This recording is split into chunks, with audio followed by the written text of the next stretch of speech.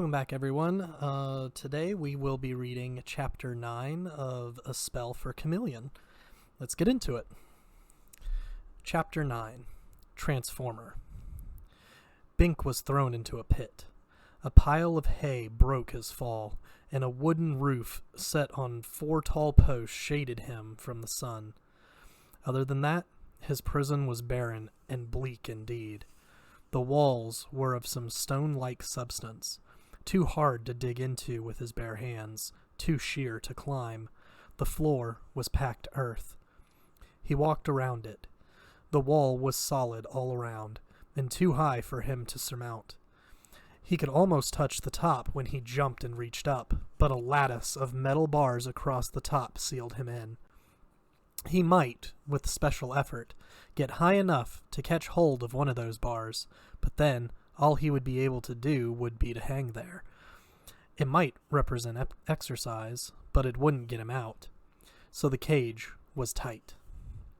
He had hardly come to this conclusion before soldiers came to stand at the grate, shaking rust onto him. They stood in the shade of the roof, while one of them squatted down to unlock the little door set in that grate, and swung it up and open. Then they dropped a person through. It was the woman, Fanchon. Bink jumped across, wrapping his arms around her before she hit the straw, breaking her fall. They both sprawled in the hay. The door slammed shut, and the lock clicked. "Now, I know my beauty didn't overwhelm you," she remarked as they disentangled. "I was afraid you'd break a leg," Bink said, defensively. I almost did when they threw me in here."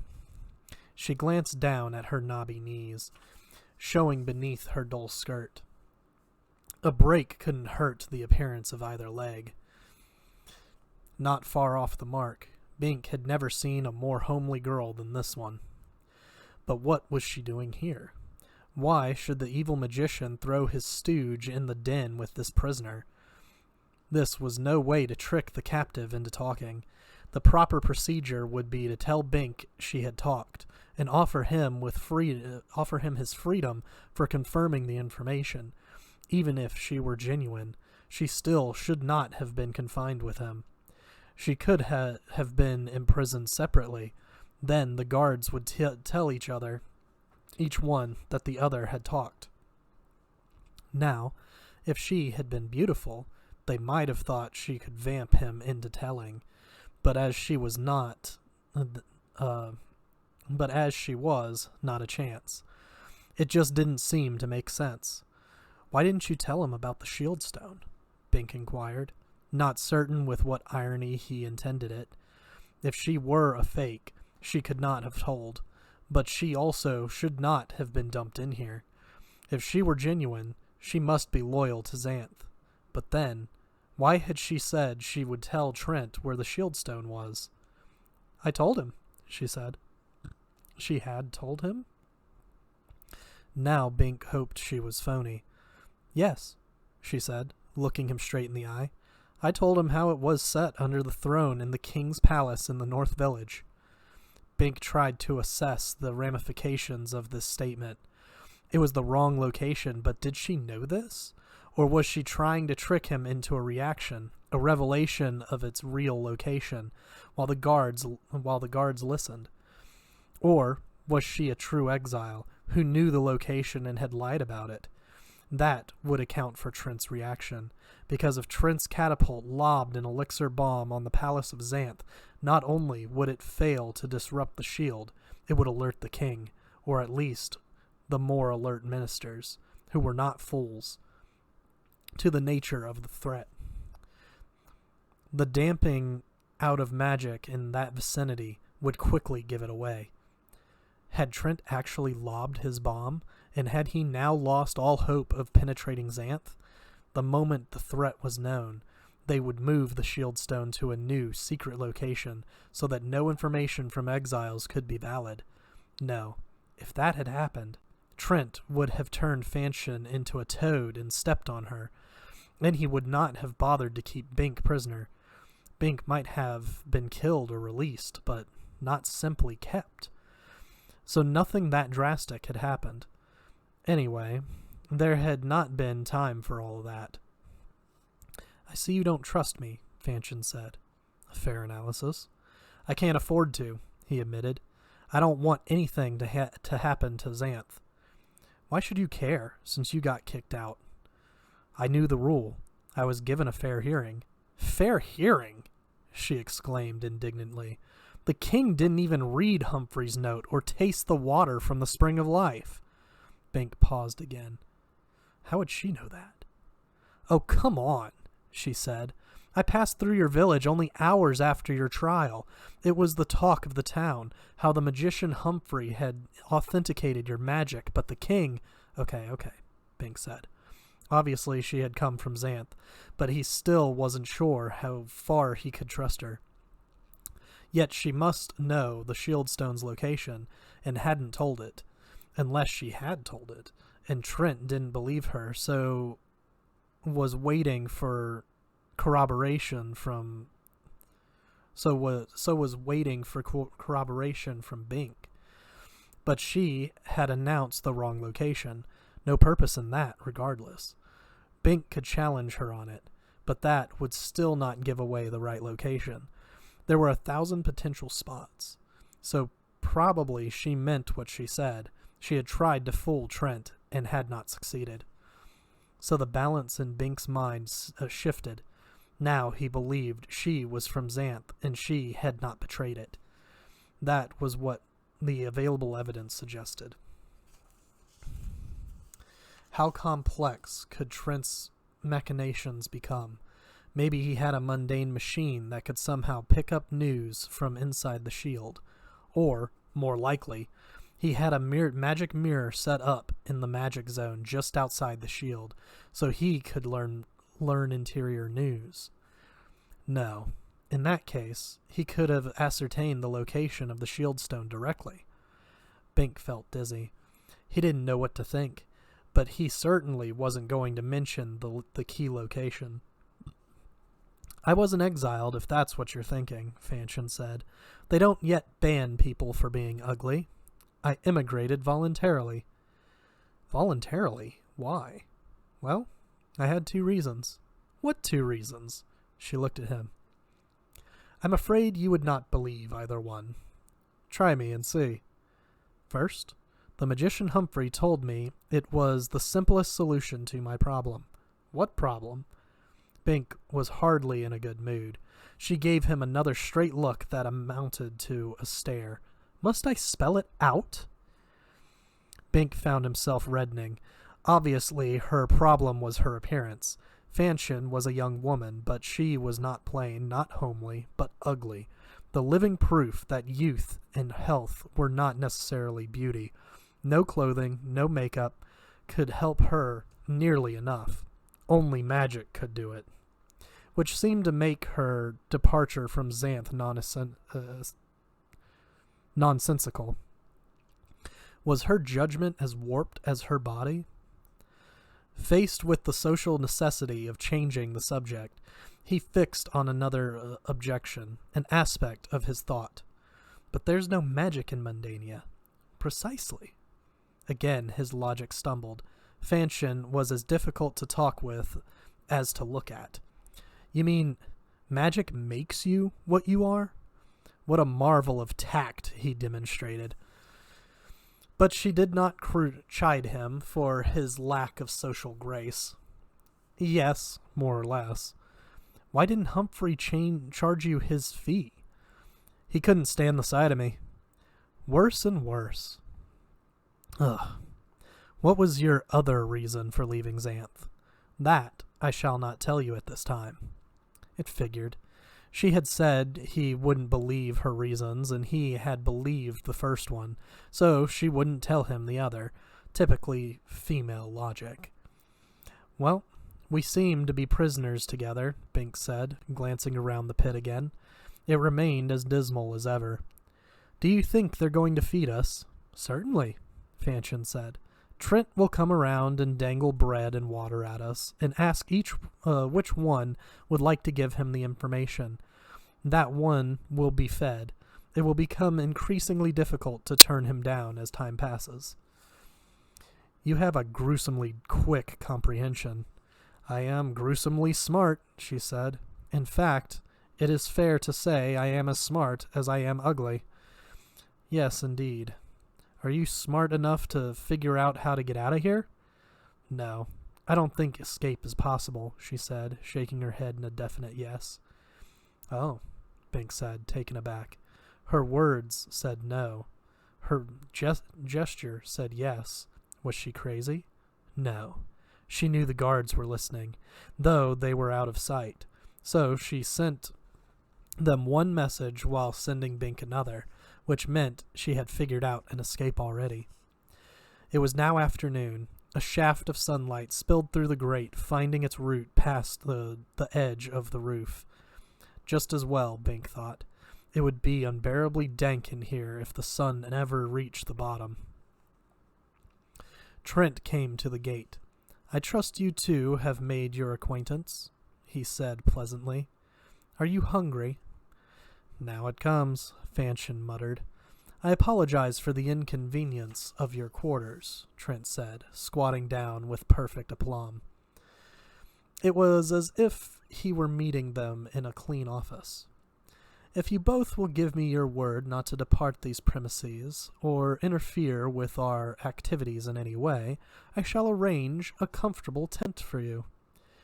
Therein lies subversion, Fanchon said to Bink. Once you start accepting favors, you become obligated. Don't do it. She was making extraordinary sense. No deal, Bink said. You see, Trent continued smoothly, if you were in a tent and you tried to escape, my guards would have to put arrows in you. And I don't want that to happen. It would be most uncomfortable for you and would imperil my source of information.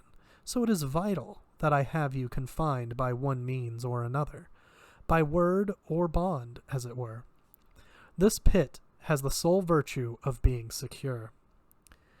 You could always let us go, Bink said, since you aren't going to get the information anyway. If that ruffled the evil magician, he did not show it. Here is some cake and wine, Trent said, lowering a package on a cord. Neither Bink nor Fanchon reached for it, though Bink suddenly felt hungry and thirsty. The odors of spice wafted through the pit temptingly. Obviously, the package contained fresh, good things. Please take it, Trent said. I assure you, it is neither poisoned nor drugged. I want you both in good health. For when you change us into toads, Bink asked loudly. What did he have to lose, really? No, I am afraid you have called my bluff on that. Toads do not speak intelligibly, and it is important to me that you speak. Could the evil magician have lost his talent in the course of this long, mundane exile? Bink began to feel better. The package touched the straw. Fanchon shrugged and squatted, untying it. Sure enough, cake and wine.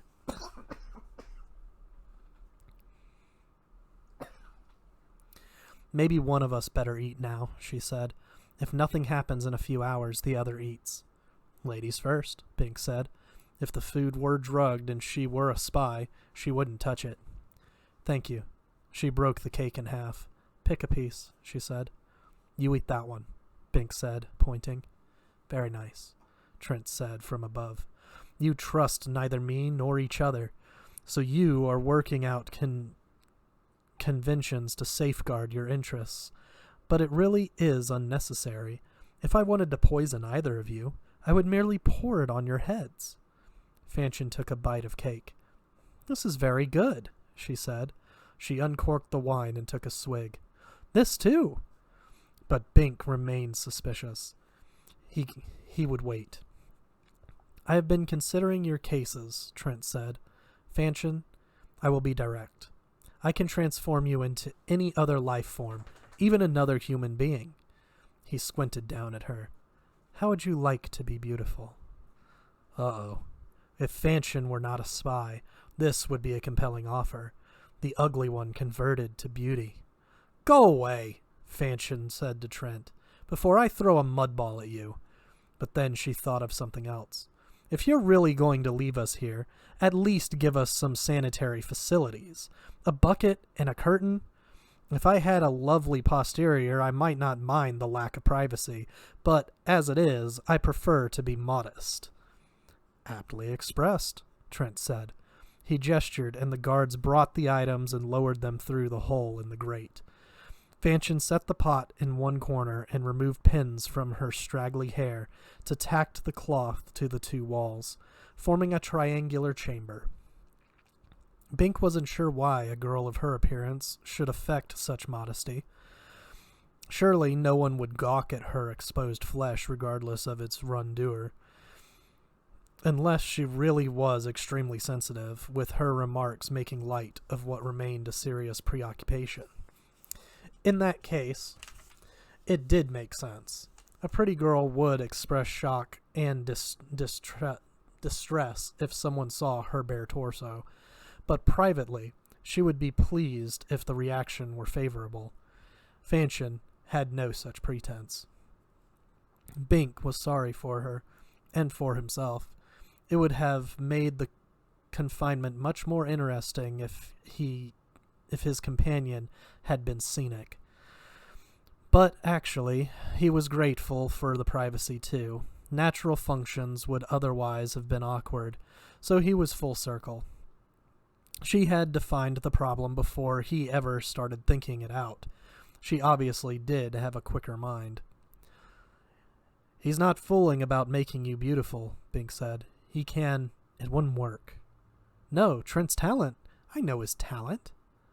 But it would only aggravate my problem, even if I were willing to betray Xanth."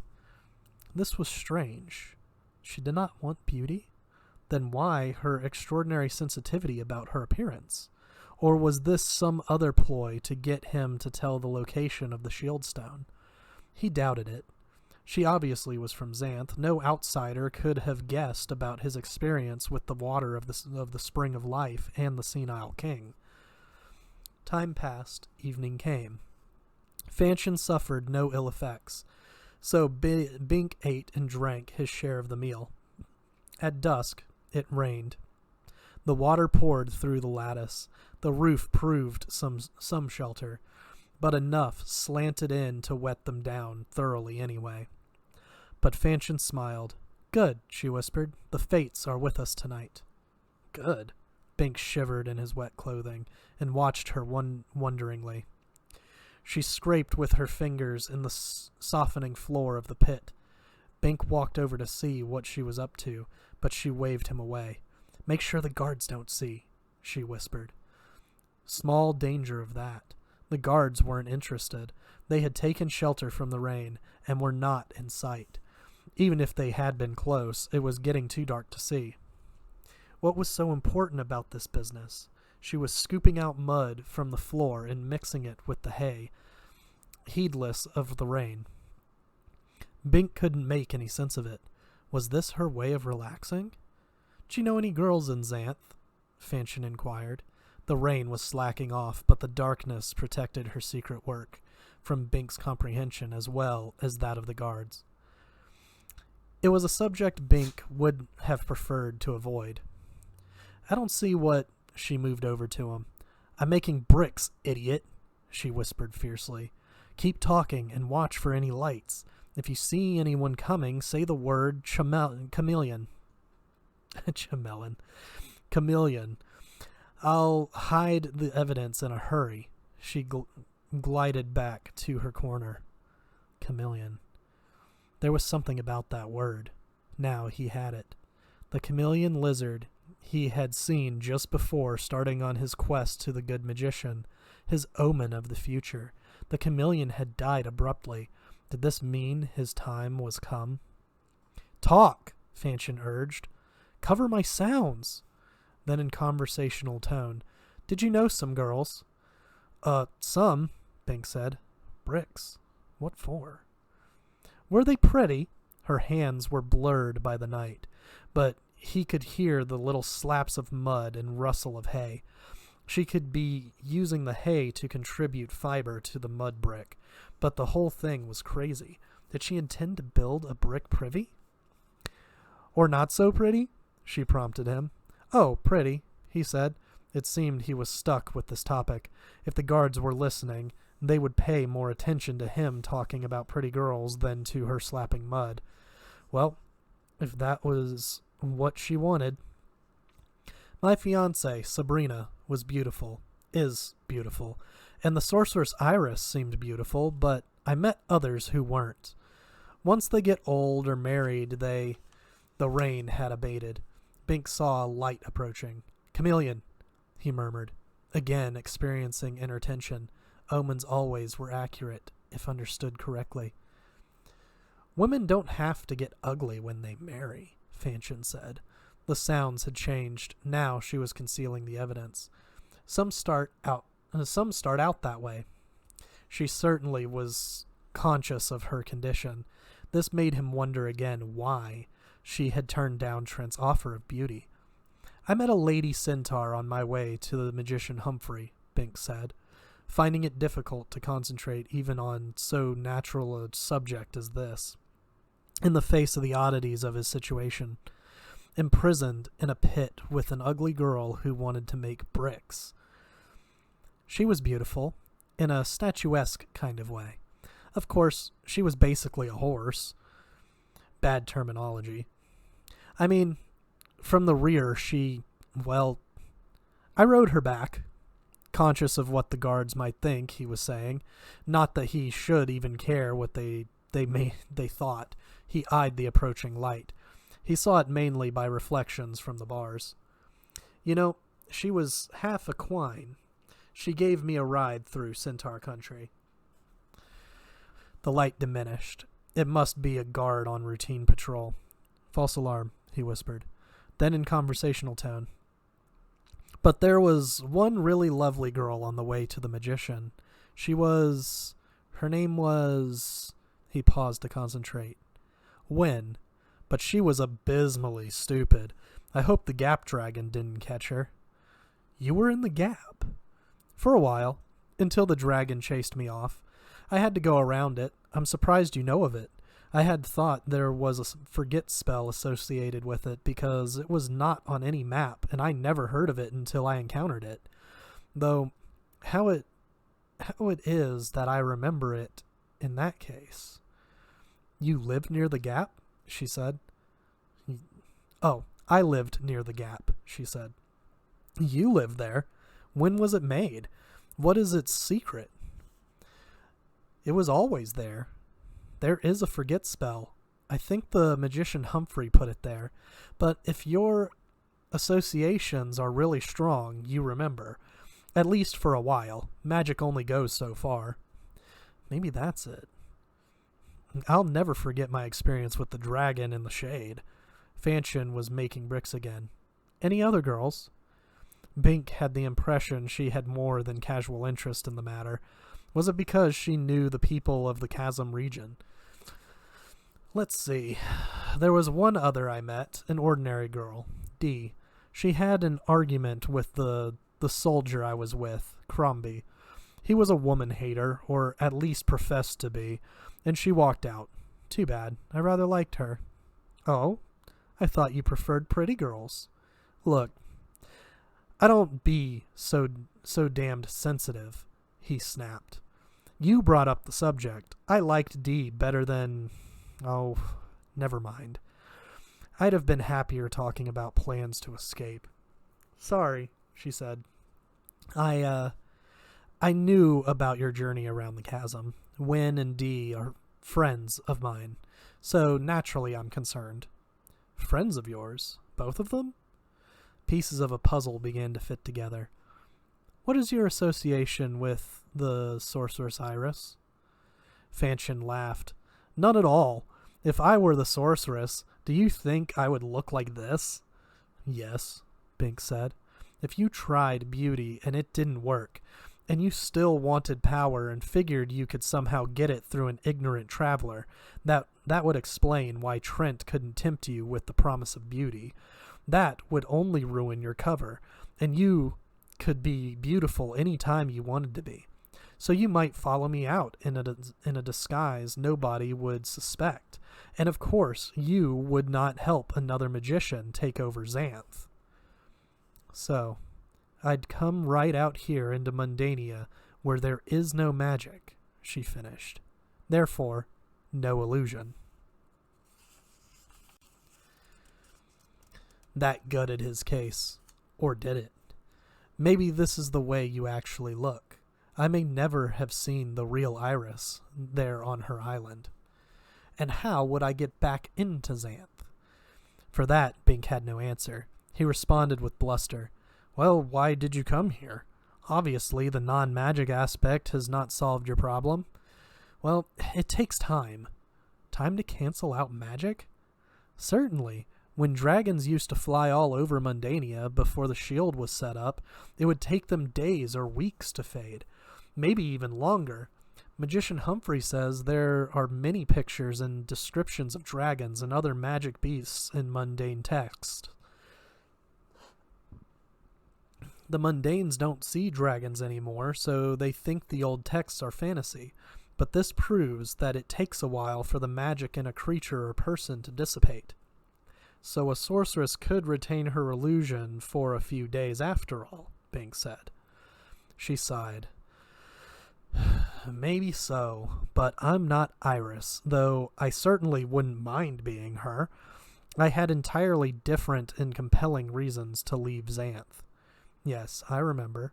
One was to lose your magic, whatever it was, and the other you won't tell me. I suppose you deserve to know. You're going to have it out of me one way or another. I learned from Wynne and Dee what sort of a person you were, and so Wynne did get away from the dragon. Yes, thanks to you. A light was coming. Chameleon, Bink said. Fanchon scrambled to hide her bricks. This time the light came all the way to the pit.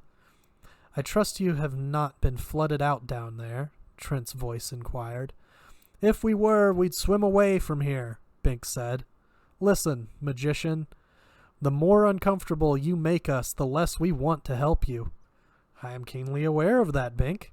I would much prefer to provide you with a comfortable tent. No.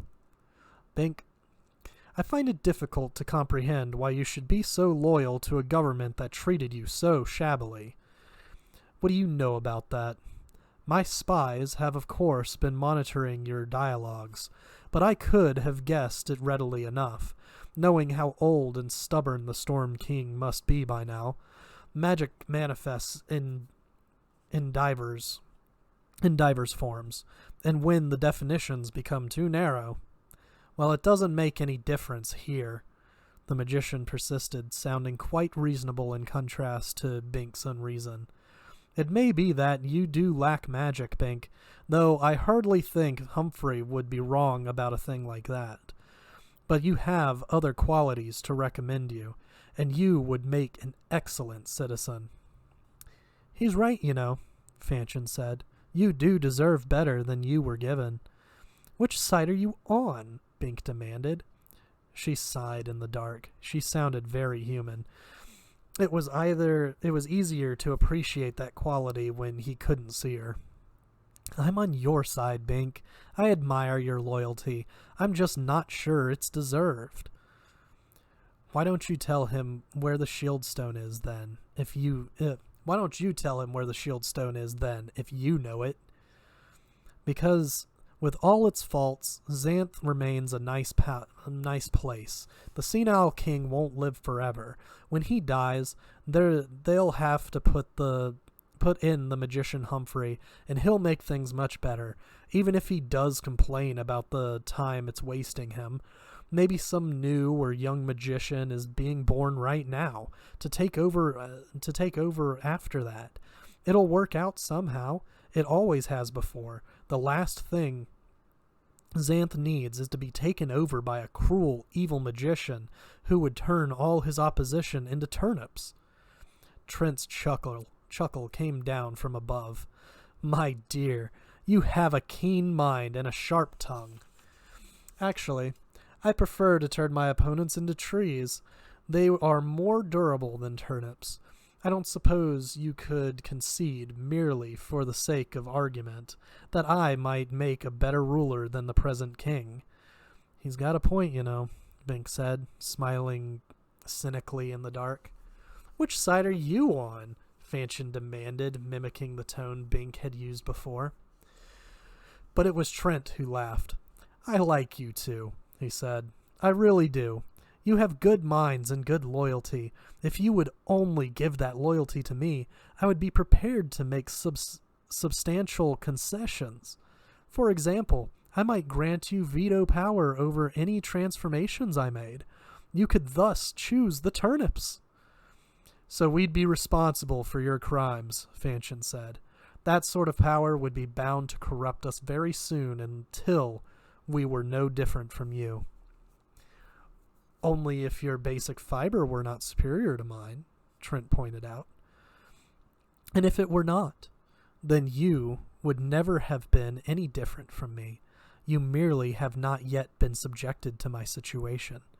It would be best if you discovered this, so as not to be unconscious hypocrites. Bink hesitated. He was wet and cold, and he did not relish spending the night in this hole. Had Trent been one to keep his word 20 years ago? No, he hadn't. He had broken his word freely in his pursuit of power. That was part of what had defeated him. No one could afford to trust him, not even his friends. The magician's promises were valueless. His logic was a tissue of rationalization, designed only to get one of the prisoners to divulge the location of the Shieldstone. Veto power over transformations. Bink and Fanchon could be the first to be transformed once the evil one had no further need of them. Bink did not reply. Fanchon remained silent. After a moment, Trent departed. And so we weather temptation number 2, Fanchon remarked. But he's a clever and unscrupulous man. It will get harder. Bink was afraid she was right. Next morning, the slanting sunlight baked the crude bricks. They were hardly hard yet, but at least it was a start. Fanchon placed the items in the privacy cubicle so that they could not be seen from above. She would set them out again for the afternoon sun, if all went well. Trent came by with more food, fresh fruit and milk. I dislike putting it on this footing, he said, but my patience is wearing thin. At any time they might move the Shieldstone routinely, rendering your information valueless. If one of you does not give me the information I need today, tomorrow I shall transform you both. You, Bink, will be a cockatrice. You, Fanchon, a basilisk. You will be confined in the same cage. Bink and Fanchon looked at each other with complete dismay. Cockatrice and basilisk. 2 names for the same thing. A winged reptile hatched from a yolkless egg, laid by a rooster and hatched by a toad in the warmth of a dung heap. The stench of its breath was so bad that it wilted vegetation and shattered stone, and the very sight of its face would cause other creatures to kneel over dead. Basilisk, the little king of the reptiles. The chameleon of his omen had metamorphized into the likeness of a basilisk just before it died. Now he had been reminded of the chameleon by a person who could not have known about that omen, and threatened with transformation into. Surely death was drawing nigh. It's a bluff, Fanchon said at last. He can't really do it. He's just trying to scare us. He's succeeding, Bink muttered. Perhaps a demonstration would be in order, Trent said. I ask no person to take my magic on faith, when it is so readily demonstratable. It is necessary for me to perform regularly, to restore my full talent after the long layoff in Mundania. So, the demonstration is quite convenient for me. He snapped his fingers. "Allow the prisoners to finish their meal," he said to the guard who reported. "Then remove them from the cell." He left. Now Fanchon was glum for another reason. He may be bluffing, but if they come down in here, they'll find the bricks. That will finish us anyway. "Not if we move right out, giving them no trouble," Bink said. "They won't come down here unless they have to." "Let's hope so," she said. When the guards came, Bink and Fanchon scrambled up the rope ladder the moment it was dropped. "We're calling the magician's bluff," Bink said. There was no reaction from the soldiers. The party marched eastward across the isthmus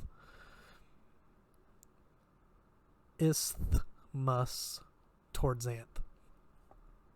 Within sight of the shield, Trent stood beside a wire cage. Soldiers stood in a ring around him, arrows nocked to bows. They all wore smoked glasses. It looked very grim. "Now, I caution you," Trent said as they arrived. "Do not look directly at each other's faces after the transformation. I cannot restore the dead to life." If this were another scare tactic, it was effective. Fanchon might doubt, but Bink believed. He remembered Justin Tree, legacy of Trent's ire of 20 years ago. The omen loomed large in his mind. First to be a basilisk, then to die. Trent caught Bink's look of apprehension. "Have you anything to say to me?" he inquired, as if routinely. "Yes. How did they manage to exile you without getting turned into toads or turnips or worse?" Trent frowned. "That was not precisely what I meant, Bink. But, in the interest of harmony, I will answer. An aide I trusted was bribed to put a sleep spell on me. While I slept, they carried me across the shield." "How do you know it won't happen again? You can't stay awake all the time, you know." "I spent much time pondering that whole problem in the long, early years of my exile. I concluded that I had brought the deception upon myself. I had been faithless to others, and so others were faithless to me. I was not entirely without honor. I breached my given word only for what I deemed to be sufficient cause, yet." "That's the same as lying," Bink said. "I did not think so at the time, but I dare say my reputation in that respect did not improve in my absence. It is ever the privilege of the victor to present the loser as completely corrupt, thus justifying the victory. Nevertheless, my word was not my absolute bond, and in time I realized that Iris was the fundamental flaw in my character that had been my undoing.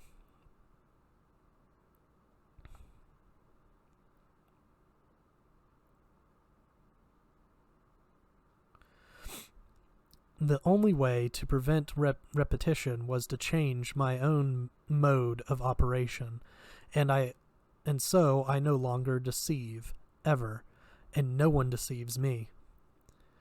It was a fair answer. The evil magician was, in many respects, the opposite of the popular image.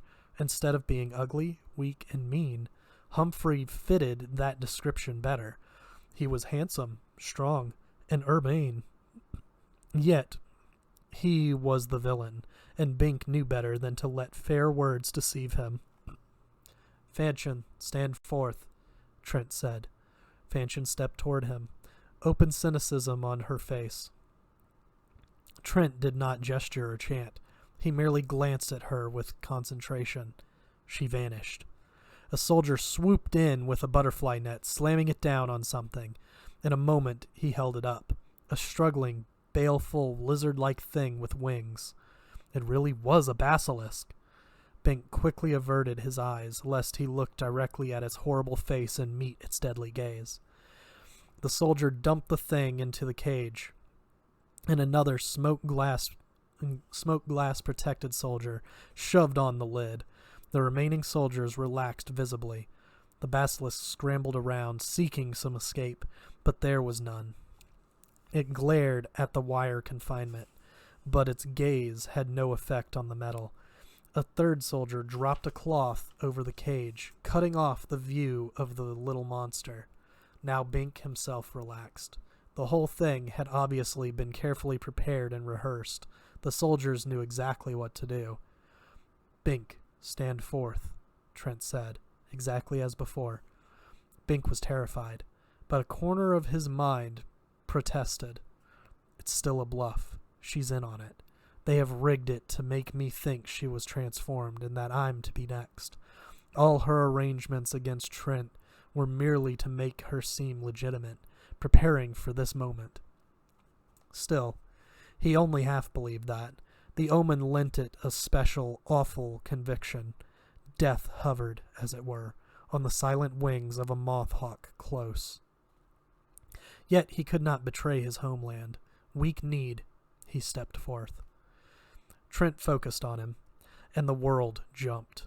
Confused and frightened, Bink scrambled for the safety of a nearby bush.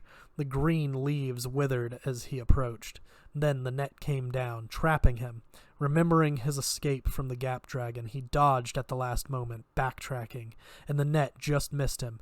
He glared up at the soldier who startled and allowed his smoked glasses to fall askew.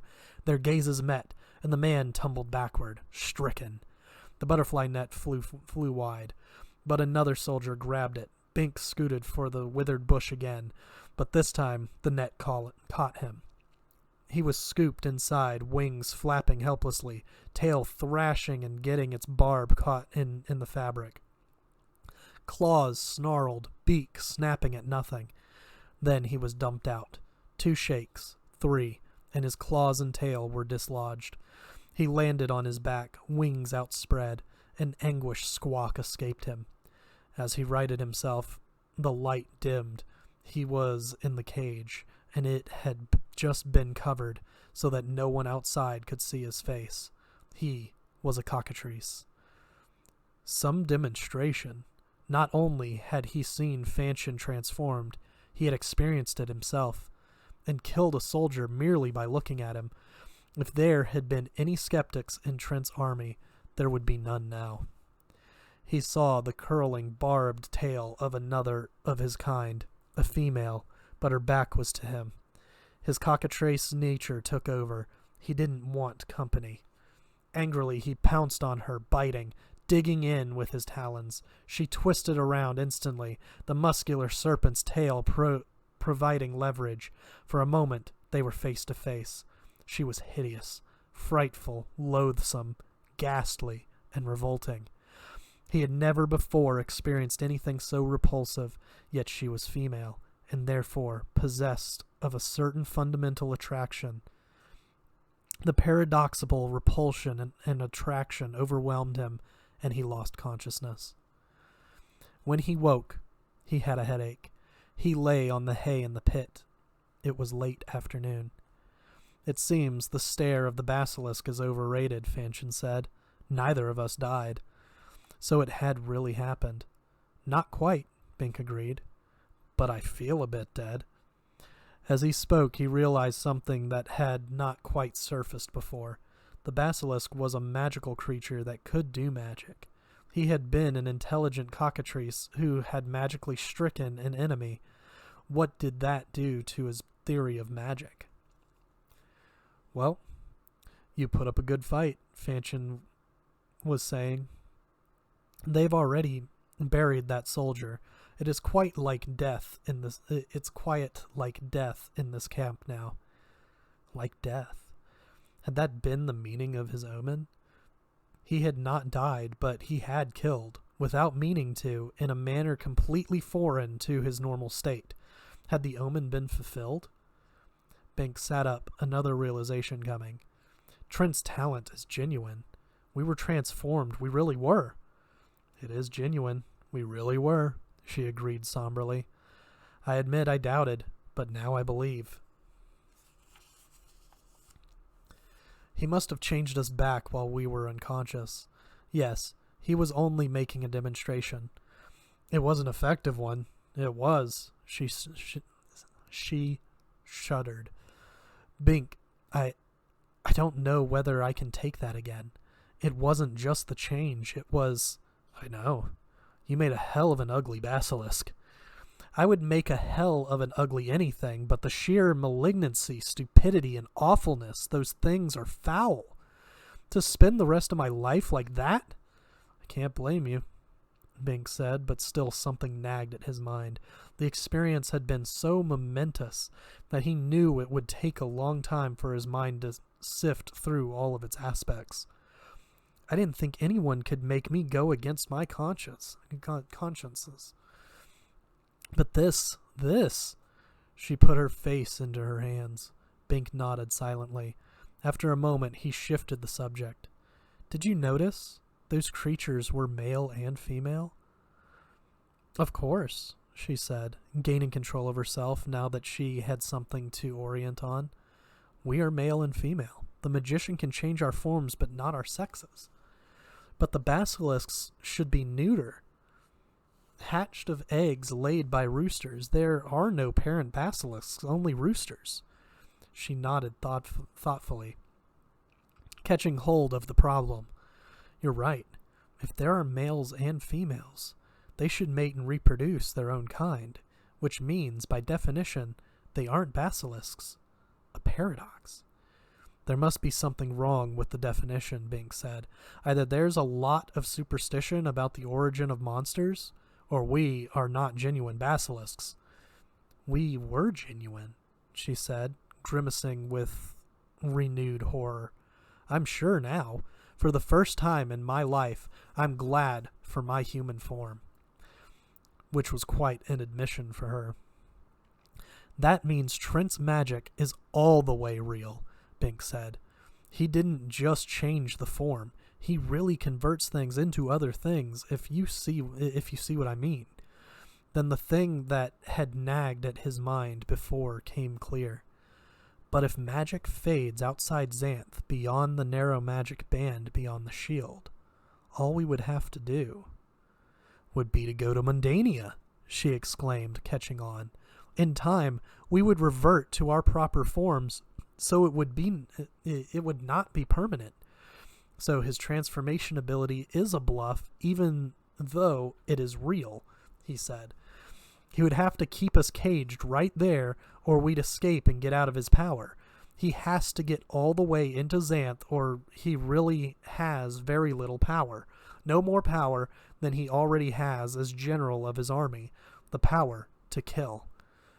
All he can get now is the tantalizing taste of real power, she said. I'll bet he wants to get into Xanth. But meanwhile, we're still in his power. She set out the bricks, catching the limited sunlight. What are you going to do? She asked. If he lets me go, I'll travel on into Mundania. That's where I was headed before I was ambushed. One thing Trent has shown me, it is possible to survive out there, but I'll make sure to note my route carefully. It seems Xanth is hard to find from the other direction. I meant about the shield stone. Nothing. You won't tell him? No, of course not, he said. Now, we know his magic can't really hurt us worse than his soldiers can. Some of the terror is gone, not that it matters. I don't blame you for telling him. She looked at him. Her face was still ugly, but there was something special in it now. You know, you're quite a man, Bink. No, I'm nothing much. I have no magic. You have magic. You just don't know what it is. Same thing. I followed you out here, you know. Her meaning was coming clear. She had heard about him in Xanth, the traveler with no spell. She had known that would be no liability in Mundania. What better match? The man with no magic, the woman with no beauty. Similar liabilities. Perhaps he could get used to her appearance in time. Her other qualities were certainly commendable, except for one thing. I understand your position, he said, but if you cooperate with the evil magician, I won't have anything to do with you, even if he makes you beautiful. Not that it matters. You can get your reward in Xanth when he takes over, if he honors his given word this time. You restore my courage, she said. Let's make a break for it. How? The bricks, dummy. They're hard now. As soon as it's dark, we'll make a pile. The grate keeps us in. The door is still locked. A step won't make any difference if just getting up there were the only problem. I could lift you.